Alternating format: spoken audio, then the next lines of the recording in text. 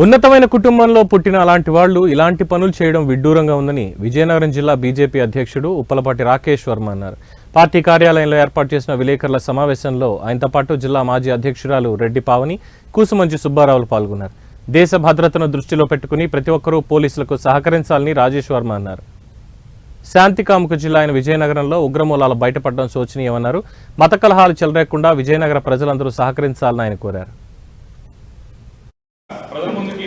అయితే మన ప్రాంతాల్లో కొత్త వ్యక్తులు ఎవరు వస్తున్నారు, వచ్చినటువంటి వ్యక్తుల తాలూకా వివరాలు అక్కడ ఉన్నటువంటి వాళ్ళని అడిగి తెలుసుకోవడం, ఎవరైనా లేదు అనుకునేటట్టయితే వెంటనే మనం పోలీసులకి తెలియజేయడం అనేటువంటి కార్యక్రమం మనమే చేపట్టాలి.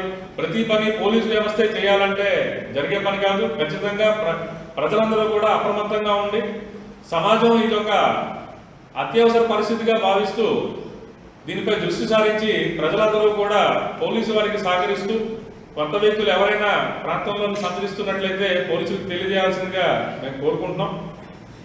అలానే రాబోయే రోజుల్లో విజయనగరం జిల్లాలో ఉండేటటువంటి సెటిల్మెంట్ ఏరియాలు కానీ, విజయనగరం జిల్లాలో కొత్తగా వస్తున్నటువంటి కొన్ని ప్రాంతాల్లో ఏవైతే బయట వ్యక్తులు వచ్చి ఇక్కడ నివాసం ఉంటున్నారో ఇటువంటి వాటిపైన మేము ఉన్నతాధికారుల దృష్టికి తీసుకుని వెళ్ళి అక్కడ చర్చలు చేపట్టేటటువంటి కార్యక్రమాన్ని భారతీయ జనతా పార్టీ తీసుకుంటుంది. ఎంతో ప్రశాంతంగా ఉండేటటువంటి నగరంలో ఇటువంటి విషయం అనేది మనందరం కూడా ఒకంత జాగ్రత్తతో మున్ముందు రాబోయే రోజుల్లోనే ఇక్కడ జీవనం సాగించేటటువంటి పరిస్థితి అయితే కనిపిస్తూ ఉంది.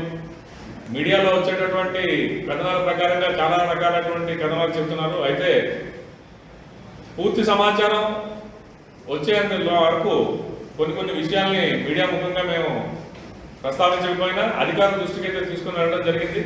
రాష్ట్ర పార్టీ పెద్దలు కూడా డీజీపీ గారిని కలవడం జరిగింది. అలానే సెంట్రల్లో ఉండేటటువంటి అధికారులు ఎవరైతే ఉన్నారో వారితో కూడా మాట్లాడడం జరిగింది. ఇది పూర్తిగా ఎన్ఐఏ అండర్లో విచారణ కొనసాగి ఈ విచారణలో పూర్తి విషయాలు బయటకు వచ్చిన తర్వాత కొన్ని విషయాల్ని మేము